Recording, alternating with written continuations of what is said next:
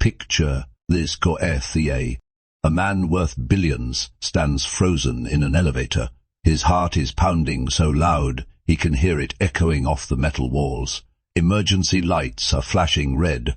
The cables above him are groaning like they might snap at any moment. And standing 3 feet away from him is a woman he hasn't seen in 4 years. A woman he never stopped loving. A woman holding a little boy who looks exactly like him. His fiancée is right there beside him, watching, waiting, and the truth that is about to come out will destroy everything he thought he knew about his life. Have you ever had a single moment completely shatter your entire world? Have you ever looked at someone and realized that everything you believed was a lie? That the people you trusted most had been manipulating you all along? Because that is exactly what happened to Marcus Whitfield on an ordinary Tuesday morning. And what he discovered in that stalled elevator forced him to make an impossible choice. A choice between the empire he spent his entire life building and the family he never knew he had. But here is the question that kept me up at night when I first heard this story. What would you do if choosing love meant losing everything else? If you believe that some truths are worth any price, then hit that like button right now and stay with me until the very end. Because this story is going to change how you think about love, family, and what really matters in this life. Trust me when I tell you that the ending is something you will never see coming. No, let me take you back to where it all began. The morning sun was fracturing through the glass walls of Meridian Tower, scattering light across the marble lobby like diamonds scattered across a jeweler's velvet cloth. The building rose 60 stories into the Manhattan sky, and it wasn't just a building, it was a monument, a testament to ambition, wealth, and the relentless pursuit of more. Marcus Whitfield moved through the lobby like he owned it, which in many ways he did. His name was etched into 17 floors of that tower. His signature graced contracts worth more money than Fiancée most people would see in 10 lifetimes. His presence alone could shift stock prices and make grown men in expensive suits sweat through their shirts. He was 34 years old. He wore a charcoal suit cut from Italian wool so fine it never wrinkled. His watch cost more than a house in the suburbs, and his face carried the quiet intensity of a man who had learned to control everything around him, everything except the one thing that actually mattered.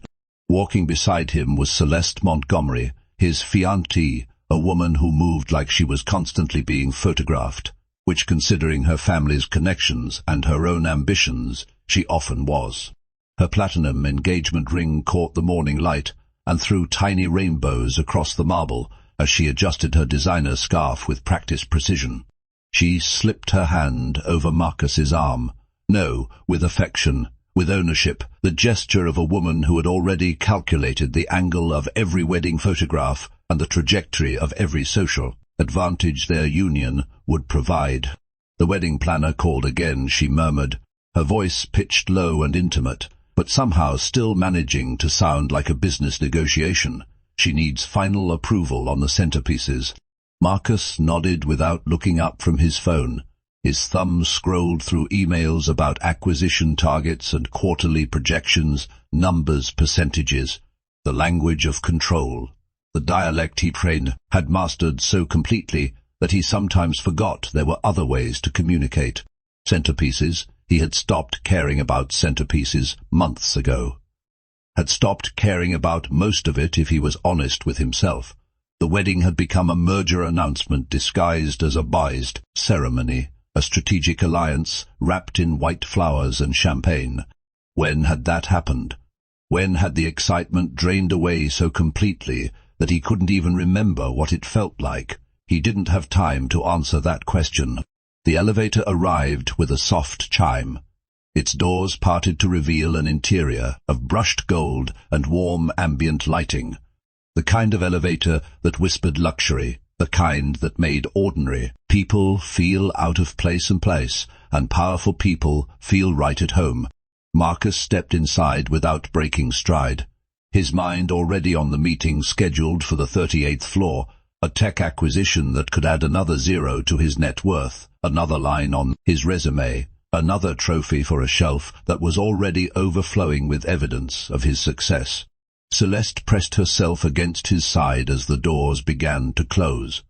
The numbers above them started to climb, floor 3, floor 7, floor 12, and then the elevator stopped. No, at a scheduled floor, no with the smooth precision of its normal operation. It simply stopped, and the doors slid open to reveal something Marcus Whitfield was completely unprepared for. A woman rushed inside, breathless, windswept, her dark curls escaping from a ponytail that looked like it had been assembled in a hurry. She clutched a child against her chest, a boy maybe 3 or 4 years old, with wide brown eyes that held the particular wariness of a child who had learned to be quiet in unfamiliar spaces. She barely made it through the doors before they slid shut behind her. Her chest heaved from exertion, her cheeks were flushed from the wind outside, and her clothes, while clean and neat, showed the soft wear of fabric that had been washed many times over many years. She wasn't dressed to impress anyone. She wasn't trying to fit into this world of marble and gold and million-dollar views. She was simply trying to catch an elevator, simply trying to get where she needed to go. But the moment Marcus saw her face, everything inside him went still. He knew those cheekbones. He knew the stubborn angle of that jaw. He knew the way her eyes could hold fire and vulnerability in the same glance. He knew her the way you know the words to a song from your childhood, instinctively, irrevocably, impossibly. Her name escaped his lips before he could stop it, raw and unguarded in a way that didn't match the polished world he had built around himself. Simone. Celeste's head snapped toward him. Her perfectly shaped eyebrows drew together in confusion. Her manicured nails dug sharply into his forearm. But Marcus didn't notice, couldn't notice. His entire being was focused on the woman, standing 3 feet in front of him. Simone slowly lifted her gaze, and in her eyes Marcus saw exhaustion. He saw strength forged from years of hardship. He saw the fire that had first drawn him to her half a decade ago still burning, beneath layers of weariness and wariness. Don't her voice was barely a whisper, but it hit harder than any shout. Don't say my name like you are surprised to see me. No, here, no, now. The words carried history, disappointment, memory, an edge sharpened by 4 years of silence and secrets Marcus couldn't begin to understand. But he didn't have time to respond because his attention had shifted, pulled by a gravity he couldn't explain, toward the child in her arms. The boy had lifted his head from Simone's shoulder, curious despite his apprehension, and when his eyes met Marcus's, the ground beneath the elevator seemed to tilt and slide. Those eyes. Marcus knew those eyes. He had seen them every morning of his life in bathroom mirrors. He had seen them in childhood photographs, his mother kept in silver frames. He had seen them reflected in windows when the light hit just right. The boy's nose, the set of his small jaw, the furrow between his brows, the stubborn angle of his eyebrows. Marcus was looking at himself, aged 3, rendered in miniature, held in the arms of the woman he had never stopped loving. His voice came out strangled and desperate. Who is he, Simone? Who is this child? The elevator shuddered, a violent jolt that sent Celeste stumbling against the wall. The lights flickered once, twice, and then the car lurched to a sudden stop, suspended somewhere between floors, trapped in a metal box with nowhere to run. The emergency lighting kicked in, a dim red glow that made every face look haunted, every shadow look alive. The cables above them groaned ominously. The walls seemed to press closer. The boy whimpered, pressing his face into Simone's neck, his tiny fingers clutching her shirt like a lifeline. And Simone's eyes met Marcus's with a mixture of exhaustion and defiance and something that looked almost like relief, as if she had been carrying a weight for so long that even the terror of this moment was preferable to carrying it alone for one more day. His name is Julian. Her voice was steady despite the chaos around them, despite the flickering lights and the groaning cables and the confined space pressing in on all of them.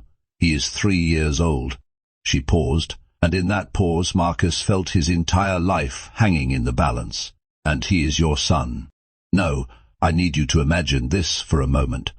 Really put yourself in Marcus's shoes. You are trapped in an elevator.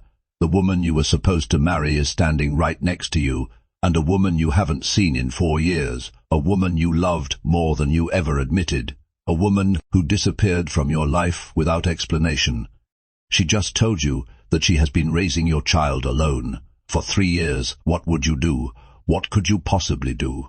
Drop your answer in the comments right now. Then keep watching, because what Marcus did next changed everything. The words hung in the crimson-tinted air, refusing to dissipate, demanding to be absorbed into every corner of that small metal space. Your son. Marcus felt his chest constrict. His lungs refused to expand properly. His hands, which had never trembled during billion-dollar negotiations, began to shake at his sides. Celeste found her voice, first sharp and venomous, cutting through the thick tension like broken glass. This is ridiculous. She practically spat the words, her composure cracking for the first time since Marcus had known her. She is obviously lying, Marcus. This is some kind of scheme, some desperate manipulation to get access to your money. You cannot possibly believe this. But Marcus wasn't listening to Celeste. His eyes were fixed on the small face, now peeking out from behind Simone's shoulder. Julian, his son, a name he had never heard before attached to a life he diced, never knew existed. The resemblance was undeniable. It wasn't just similar, it wasn't just a passing likeness, it was exact, the same eyes, the same expressions, the same stubborn crease between the brows that Marcus saw every morning in his own reflection. He lowered himself to his knees, the expensive fabric of his suit meeting the dirty elevator floor without hesitation. He didn't care about the suit, didn't care about the image, anything except getting closer to this small person who carried his blood and his features and apparently 3 years of his absence. "Hey, buddy." His voice came out softer than he intended, softer than Simone had ever heard it. "Can I see your face?" Julian hesitated, his tiny fingers curling tighter into Simone's shirt, his wide eyes uncertain. But then slowly, so slowly that Marcus felt each second stretch painfully across his chest. The boy turned his head, their eyes met, and Marcus felt something crack open inside him, something he had kept locked away for years, something he had built walls around and defended with ambition and achievement and all the trappings of all the trappings. Success that now seemed utterly meaningless. The birthmark, there at the base of Julian's small neck, a heart-shaped mark that Marcus had seen in his own mirror since childhood. A mark his mother had always told him to hide, a mark that now served as undeniable proof of everything Simone had just claimed. The elevator groaned again, the cables straining somewhere above them.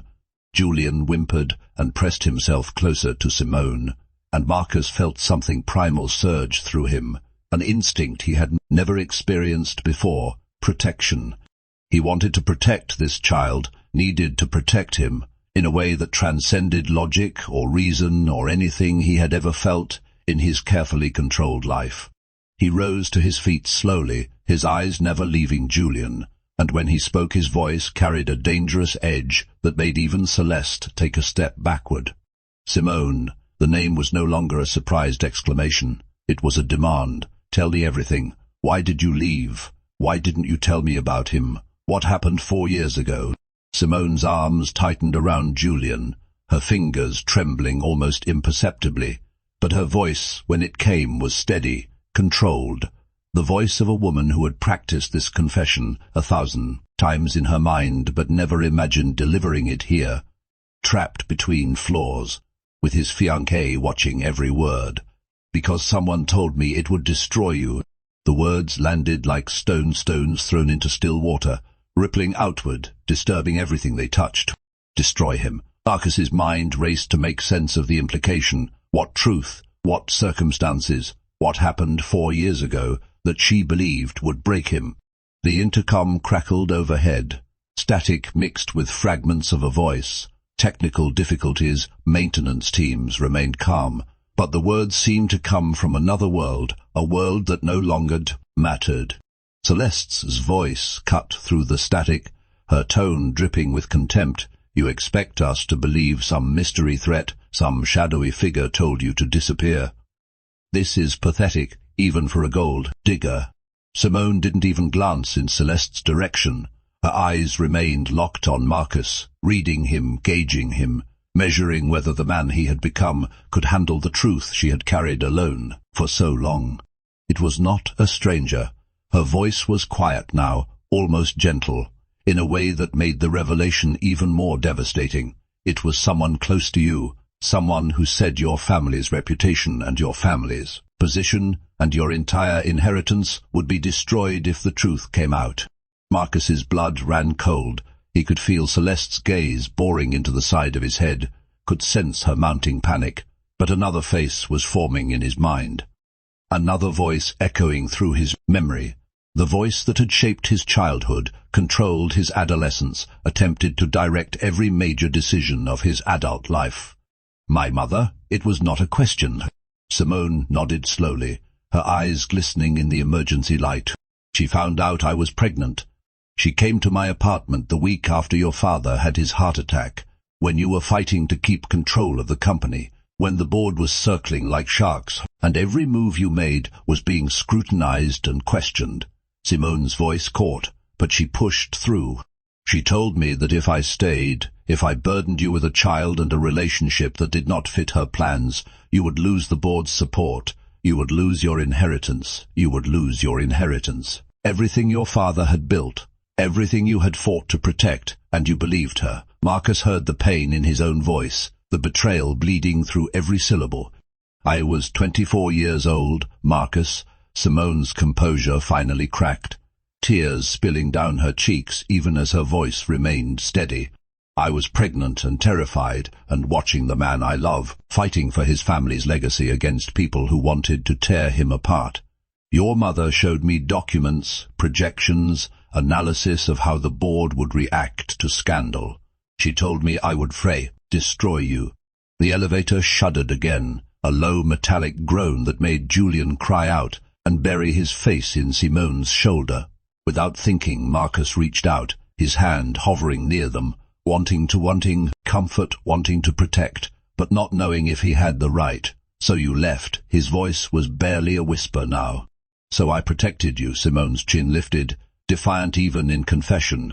"I protected him. I did what I thought was right." The silence that followed was absolute. Even Celeste seemed to have lost the ability to speak, the weight of Simone's revelation pressing down on everyone in that confined space.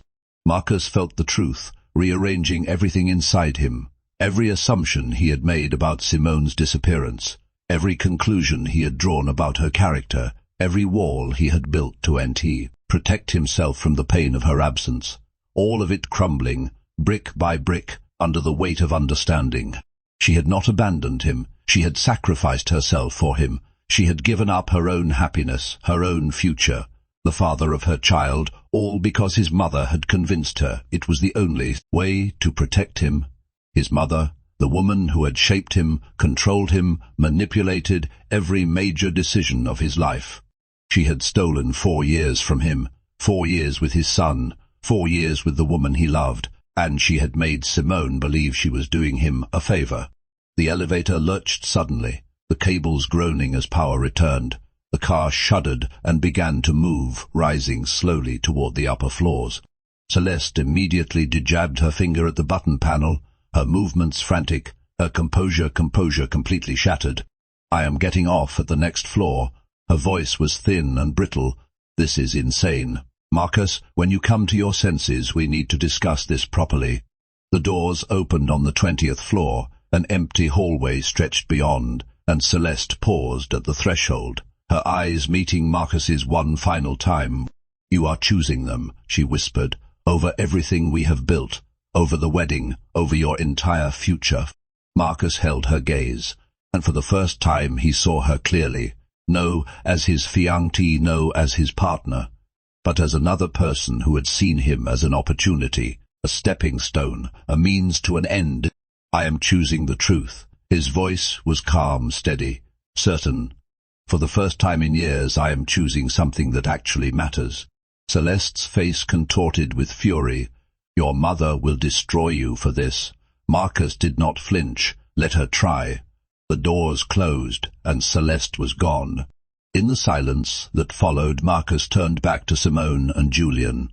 The boy was watching him now, curious despite his fear.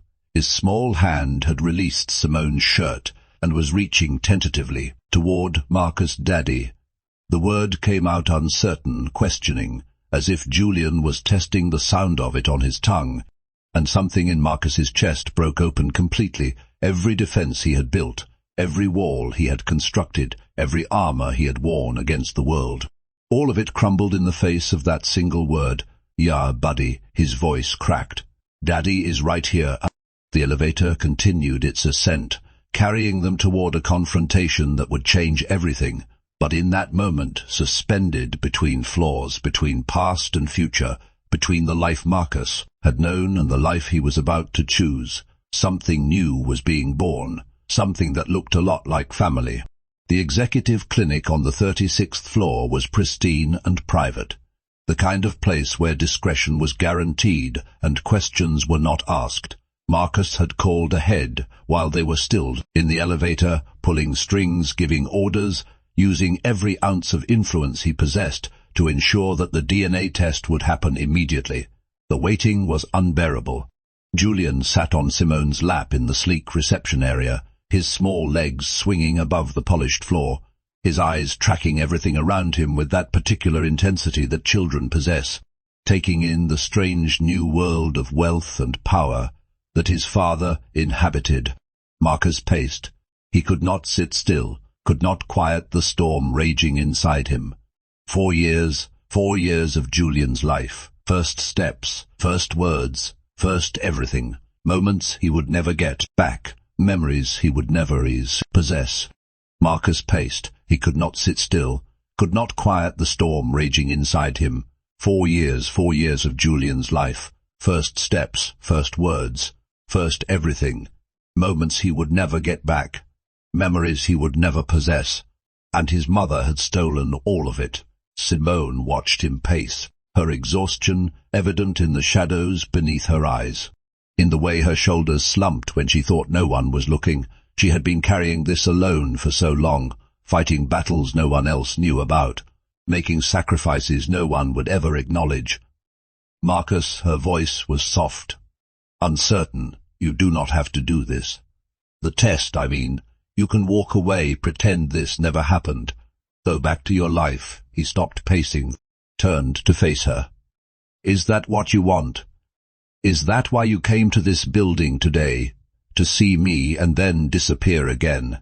Simone shook her head slowly. "I came because Julian was accepted into a school, a good school, the kind of school that could give him opportunities I cannot afford on my own. The admissions office is in this building. That is the only reason I am here." Marcus felt something twist in his chest.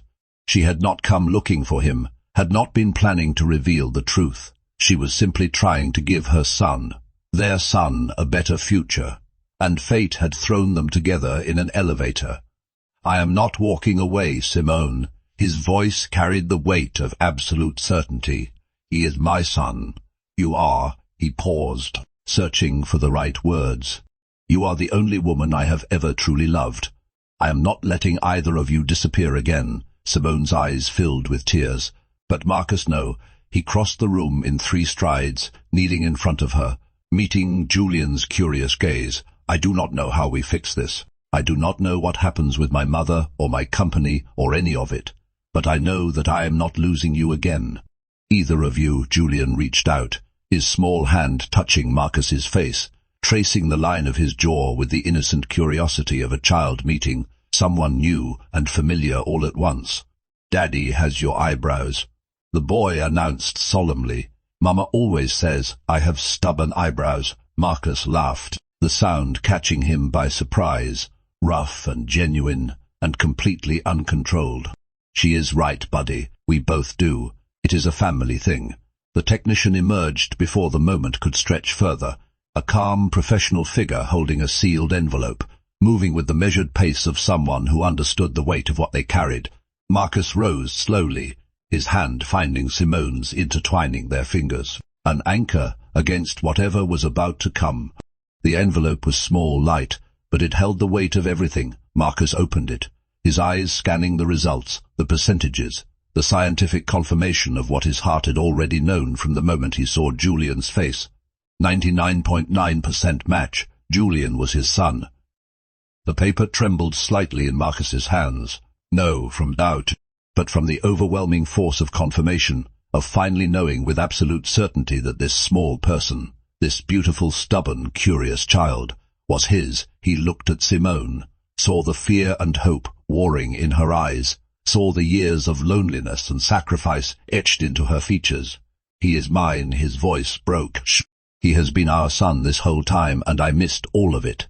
The tears spilled down Simone's cheeks. She had held them back for so long, through the pregnancy, through the sleepless nights, through the years of watching Julian grow without his father. "I am so sorry, Marcus. I thought I was protecting you. I thought, do not apologize." He pulled her close, carefully, mindful of Julian between them. "You did what you believed was right. You protected him. You raised him. You loved him enough to sacrifice everything else." Julian squirmed between them, confused by the sudden intensity of emotion. But then his small arms reached up. One hand touching Marcus's face, the other touching Simone's. "Why is everyone crying?" His voice held the practical concern of a 3-year-old who did not understand adult complexity. "Did someone get hurt?" Marcus laughed through his tears. "Nobody. No one got hurt. These are happy tears." "That is silly," Julian announced with absolute conviction. "Tears are for sad." Simone laughed too, wet and broken and beautiful. "Sometimes tears are for when you are so happy it overflows, sweetheart." Julian considered this, then nodded sagely. "Okay, can we get food now? I am hungry." And just like that, in the midst of the most emotionally overwhelming moment of Marcus's life, his son reminded him that 3-year-olds operated on a different priority system entirely. Before Marcus could respond, the doors to the clinic burst open, and Eleanor Whitfield swept into the room like a cold front descending on a summer day. This is the moment of truth right here. Everything Marcus has worked for, his company, his inheritance, his entire legacy, it is all on one side, and on the other side, a woman who loved him enough to let him go, and a son he is only just beginning to know. What would you choose? What would you sacrifice? What would you fight for? Keep watching, because what Marcus does next, I promise you will not see it coming. Eleanor Whitfield was 62 years old. She wore a cream-colored suit that cost more than most people's monthly rent. Her silver hair was perfectly styled. Her posture was military precise, and her eyes ice blue and absolutely merciless, swept across the clinic like a general surveying a battlefield. She had built an empire on the ability to control every variable, every outcome, every person who dared to enter her orbit. Her husband had been the face of the Whitfield company, but Eleanor had been the power behind it, the strateger, the manipulator, the one who made the hard decisions that moved millions and shaped destinies, and now she was looking at the one thing she could not control. Her son, standing with his hand intertwined with the woman she had driven away years ago, protecting a child she had worked so hard to erase from his future. "Ross," her voice cut through the clinical silence like a scalpel. "Celeste called me. She told me this woman appeared with some child she is claiming is yours." Marcus felt Simone tense beside him, felt Julian press closer to his mother, sensing the danger in the way children always do, reading the emotional temperature of a room even when they do not understand the words being spoken. "Her name is Simone." Marcus's voice was steady, controlled, but carrying an edge that Eleanor had rarely heard from her compliant son. "And his name is Julian. And yes, mother, he is mine." He extended the DNA results toward her, the paper crisp and official and absolutely undeniable. Eleanor did not take it, did not even glance at it. Her eyes remained fixed on Marcus, calculating, strategizing, looking for the angle that would give her back control. "A DNA test means nothing," she said dismissively. "It can be faked, manipulated. This woman clearly, stop. Marcus's voice cracked through the air like thunder, the force of it making even Eleanor flinch. Stop lying, stop manipulating. Stop pretending you do not know exactly who she is, and exactly what you did 4 years ago. The silence that followed was absolute. Julian whimpered softly. Simone pulled him closer, and Marcus watched his mother's mask slip, just for a fraction of a second before she reconstructed it again. I do not know what she has told you. She told me the truth. Marcus stepped forward, putting himself between Eleanor and his family. She told me that you went to her apartment. While I was fighting to save Dad's company, while I was drowning in board meetings and hostile takeovers, you went to her and you threatened her. I protected you. Eleanor's voice rose, sharp and defensive. That woman would have destroyed everything. The board was looking for any excuse to remove you. A scandal, an illegitimate child, a relationship with someone so far beneath your station. Beneath my station, Marcus laughed, bitter and harsh. She has a master's degree in education. She was teaching underprivileged children when I met her. She is one of the kindest, most selfless people I have ever known. And you decided she was beneath me because she did not come from money. I decided she was a liability. Eleanor shot back. And I was right. Look at what is happening now. Celeste is gone. The board will hear about this by the end of the day. Your reputation. My reputation. Marcus's voice dropped, low and dangerous.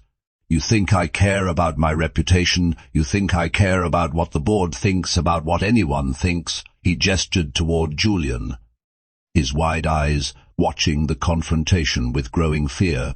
That is my son, Mother, 3 years old, and I have missed every single day of his life because you decided that your plans were more important than my happiness, more important than his existence. Eleanor's jaw tightened. Her eyes flashed with something that might have been guilt, but was more likely calculation. If you pursue this, Marcus, you will lose everything. Your inheritance, your position, I will make sure of it. The threat hung in the air, heavy and absolute. Everything Marcus had worked for, everything he had sacrificed, every achievement that decorated his resume and filled his bank accounts, all of it on one side of a scale, and on the other side, a woman who had loved him enough to walk away. A son who called him Daddy with wonder in his voice. A future that had nothing to do with boardrooms and stock prices, and the endless pursuit of more. Marcus looked at Julian, at the boy's familiar features, at the fear in his eyes, at the way his small hand clutched Simone's shirt. Then he looked at Simone, at the woman who had carried this burden alone, who had protected their son at the cost of her own happiness, who even now stood ready to walk away if it meant keeping Julian safe from the Whitfield family's toxic machinations.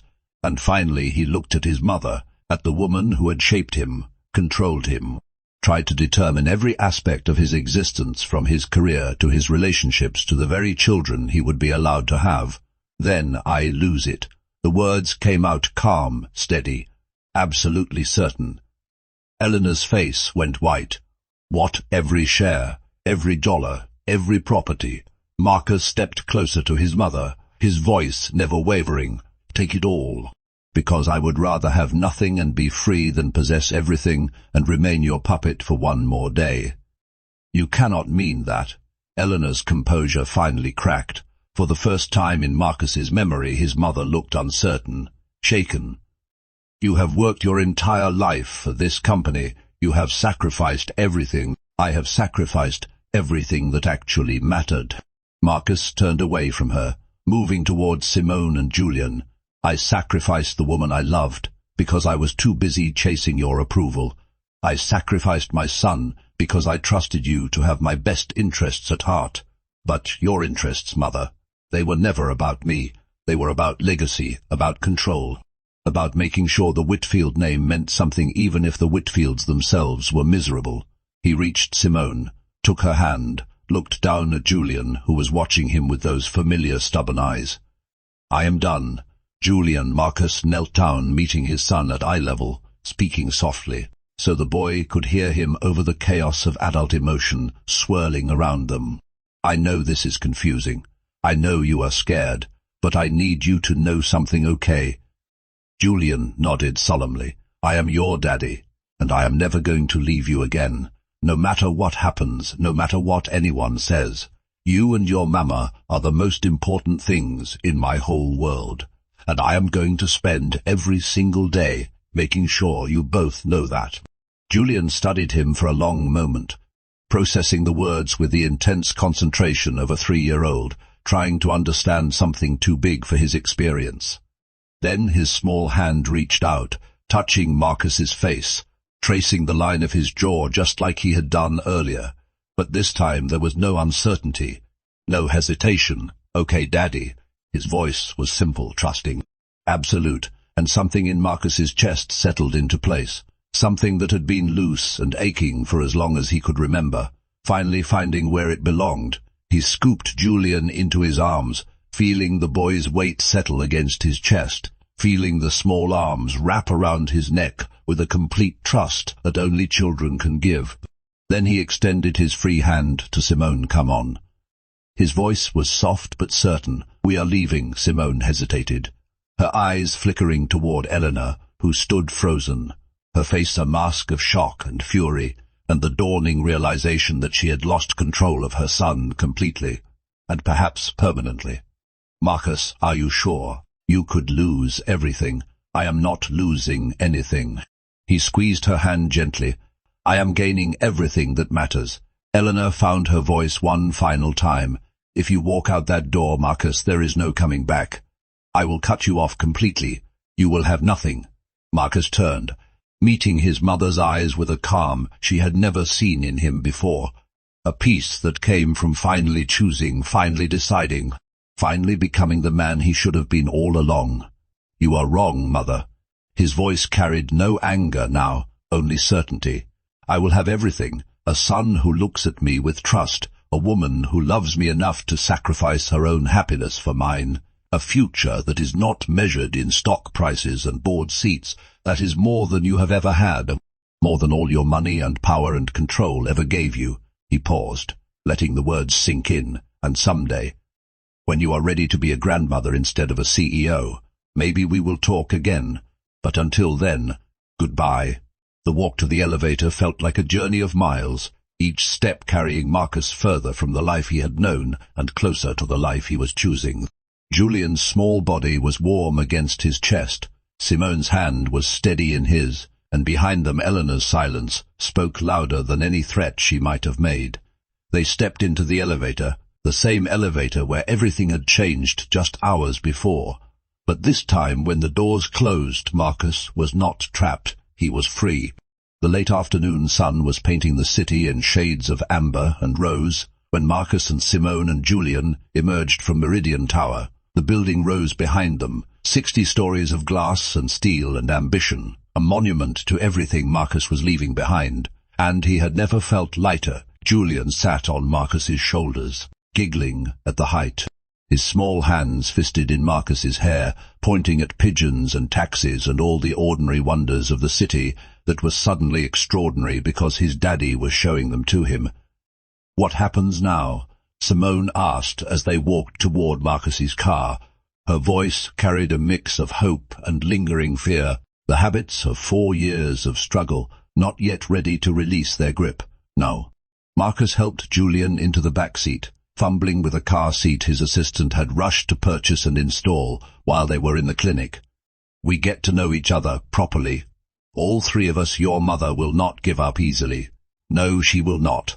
Marcus slid into the driver's seat, reaching across to take Simone's hand. "She will hire lawyers. She will make threats. She might even follow through on cutting me off from the company." He paused, looking at Simone with absolute certainty in his eyes. "And I do not care, because I have excellent lawyers of my own, and more importantly, I have something she has never understood." "What is that?" Marcus smiled. "Something worth fighting for." Simone's eyes glistened. "I spent 4 years being afraid of your family's power, afraid of what might happen to Julian, afraid of my own choices." She squeezed his hand. "I do not want to be afraid anymore. You will not have to be." Marcus lifted her hand to his lips, pressing a kiss to her knuckles. "We will figure this out together. The custody arrangements, the legal battles, the media scrutiny. All of it as a family. Simone tested the word, as if it were new, as if she had forgotten what it tasted like on her tongue. I had forgotten what that felt like. From the back seat, Julian's voice piped up with the particular timing only children possess, interrupting the moment with the urgent priorities of a 3-year-old. "Daddy, Mama, I am hungry." Marcus met Simone's eyes in the rearview mirror, and for the first time in 4 years he laughed, really laughed, from somewhere deep in his chest where joy had been locked away for far too long. "Ice cream," he suggested. Julian's excited shriek was answer enough.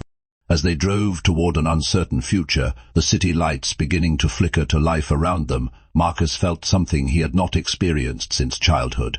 No, the calculated optimism of business projections. No, the strategic confidence of investment portfolios.